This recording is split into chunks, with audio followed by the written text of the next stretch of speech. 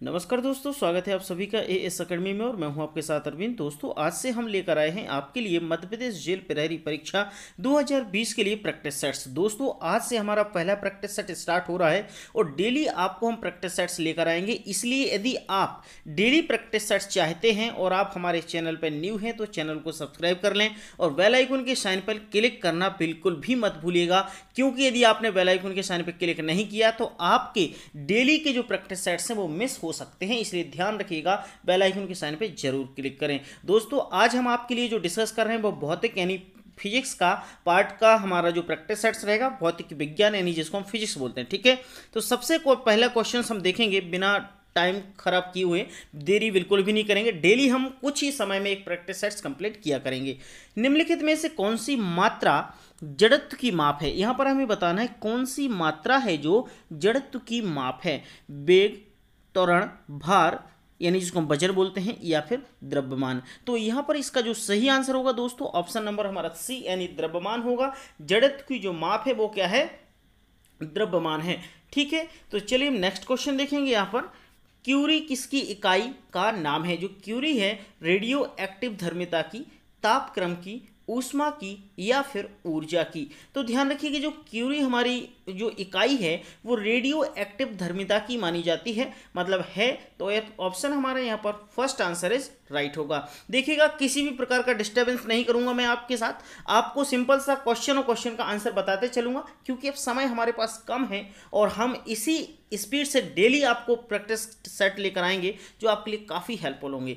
Next है हमारा rocket की कार्य प्रणाली किस सिद्धांत पर आधारित है? जो रॉकेट है, रॉकेट की जो कार्य प्रणाली है, मतलब कार्य सिद्धांत है, मतलब उसको वर्किंग प्रिंसिपल है, वो किस पर आधारित है? संवेग संरक्षण, संहति संरक्षण, ऊर्जा संरक्षण, या फिर आपका है यहाँ पर कोणीय संवेग संरक्षण। तो ध्यान रखिए, जो रॉकेट की कार्य प्रणाली है यानी कार्य का जो सिद्धांत है वो वर्किंग प्रिंसिपल है, वो आपका है संवेग संरक्षण पर आधारित है। ठीक है, तो ऑप्शन हमारा यहाँ पर ए आंसर इज राइट होगा।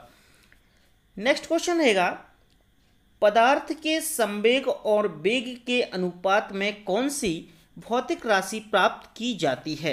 वेग, त्वरण, द्रव्यमान और बल। तो इसका जो सही आंसर दोस्तों कौन सा होगा? यहां पर होगा द्रव्यमान राशि प्राप्त की जाती है। ठीक है, अनुपात में कौन सी भौतिक राशि प्राप्त की जाती है? इसको हम द्रव्यमान बोलते हैं। ठीक है, नेक्स्ट, तूफान की भविष्यवाणी की जाती है जब वायुमंडल का दाब, जैसे कुछ लोग तूफान की भविष्यवाणी पहले से कर देते हैं, तो भैया तूफान आने वाले, तो वो किस बेस पर करते हैं? सहसा, जो सहसा होता है बढ़ जाए तब, क्रमशः बढ़े, या सहसा कम हो जाए, या क्रमशः कम हो जाए। तो ध्यान रखिए कि जब सहसा बढ़ जाता है तब उसके माध्यम से वो वायुमंडल में ये बता देते हैं कि तूफान की भविष्यवाणी कर देते हैं कि तूफान आ सकता है।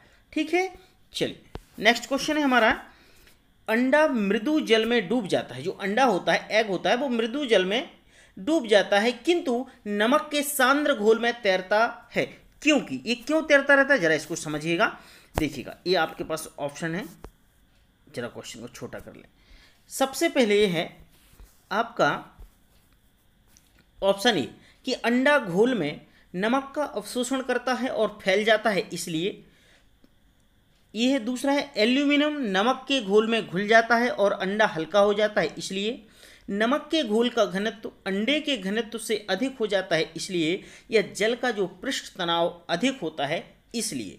तो इसका जो सही आंसर होगा वो दोस्तों होगा सी आंसर, कि नमक के घोल का जो घनत्व होता है अंडे के घनत्व से अधिक हो जाता है। ठीक है, तो ऑप्शन हमारा सी आंसर इज राइट होगा।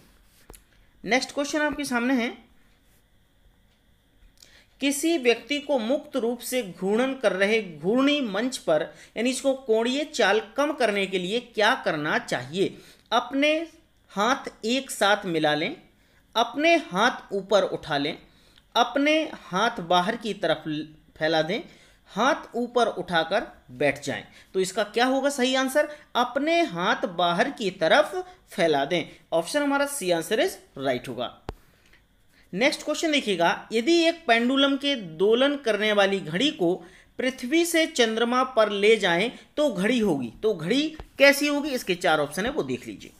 सुस्त होगी, तेज होगी, या फिर पृथ्वी के समान समय देगी, या फिर कार्य करना बंद कर देगी। तो इसका जो सही आंसर होगा वो क्या होगा, सुस्त होगी। ठीक है, चलिए नेक्स्ट है आपका, निम्नलिखित में से कौन सा बल क्षयकारी बल है। आपका जो बल है क्षयकारी बल कौन सा है, गुरुत्व बल, घर्षण बल या स्थिर वैद्युत बल या चुंबकीय बल। तो ध्यान रखना कि जो हमारा घर्षण बल होता है वो क्षयकारी बल होता है। ठीक है, नेक्स्ट, निम्नलिखित में से कौन सा आभासी बल है। आभासी बल किसे कहते हैं, अभिकेंद्रीय बल को, अपकेंद्रीय प्रतिक्रिया बल को, अपकेंद्रीय बल को या प्रबल नाभिकीय बल को। तो ये जो आंसर होगा हमारा कौन सा, अपकेंद्रीय बल को हम आभासी बल कहते हैं।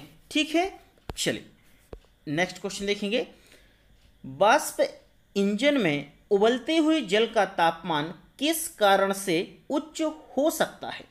जल में विलीन पदार्थ होते हैं इसलिए, बॉयलर के अंदर निम्न दाब होता है इसलिए, मतलब कम, बॉयलर के अंदर उच्च दाब होता है यानी अधिक इसलिए, अग्नि अत्यधिक उच्च तापमान पर होती है इसलिए। तो इसका आंसर क्या होगा, जो बॉयलर होता है उसके अंदर उच्च दाब होता है इसलिए हमारा ऑप्शन होगा सी आंसर इज राइट, है ना, इसलिए उसका तापमान उच्च होता है। नेक्स्ट क्वेश्चन,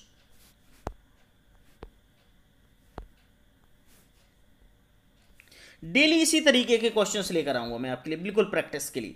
क्वेश्चन है, शीतकाल में हैंडपंप का पानी गर्म होता है क्योंकि, अब क्यों होता है इसको आंसर देना है कि शीतकाल में हमारा शरीर ठंडा होता है अतः जल गर्म प्रतीत होता है इसलिए, पृथ्वी के भीतर तापमान वायुमंडल के तापमान से अधिक होता है इसलिए, पंपिंग क्रिया से घर्षण होता है जिससे जल गर्म हो जाता है इसलिए, या भीतर से जल बाहर निकलता है और परिवेश में ऊष्मा का अवशोषण कर लेता है इसलिए। तो इसका आंसर क्या होगा, पृथ्वी के भीतर का तापमान होता है जो वायुमंडल के तापमान से अधिक होता है इसलिए क्या होता है, पानी गर्म होता है। ठीक है, option B answer is right होगा। नेक्स्ट, तप्त जल के थैलों में जल का प्रयोग किया जाता है। जो तप्त जल के थैले होते हैं उनमें जल का प्रयोग किया जाता है, यह सरलता से मिल जाता है इसलिए, यह सस्ता और हानिकारक नहीं है इसलिए, इसकी विशिष्ट ऊष्मा अधिक है इसलिए, जल को गर्म करना आसान है इसलिए। इसका सही आंसर क्या होगा, इसकी विशिष्ट ऊष्मा अधिक है इसलिए। ठीक है, तो दोस्तों देखिएगा हमने इधर पे क्वेश्चंस कंप्लीट कर लिए हैं। आज मैं कम क्वेश्चंस लेकर आया था क्योंकि आज का हमारा पहला प्रैक्टिस सेट था। और दोस्तों हम डेली आपके लिए जेल प्रहरी के लिए प्रैक्टिस सेट्स लेकर आ रहे हैं। और एक महत्वपूर्ण जानकारी मैं बता दूं, आप लोगों ने यदि अभी तक भी मध्य प्रदेश जेल प्रहरी की तैयारी नहीं की है तो चिंता करने की बात नहीं है। हमारे द्वारा मध्य प्रदेश जेल प्रहरी के लिए जो नोट्स हैं, नोट्स प्रोवाइड कराए जा रहे हैं। यदि आप नोट्स मंगाना चाहते हैं तो दिए गए नंबर पर अपना नाम और अपना एड्रेस मुझे व्हाट्सअप कर दीजिएगा। आप कॉल भी कर सकते हैं, इंक्वायरी मिल जाएगी, आपको सारी जानकारी मिल जाएगी और आपके नोट्स बुक हो जाएंगे। 3 से 4 दिन में नोट्स आपके घर पे स्पीड पोस्ट के माध्यम से पहुंच जाएंगे। तो नोट्स जरूर मंगाएं, आपको 100% सफलता चाहिए तो एक बार विश्वास जरूर कीजिएगा। हम आपके हमेशा साथ हैं। गुड नाइट, शुभ रात्रि, अपना बहुत ख्याल रखिएगा, अच्छे से रहिए।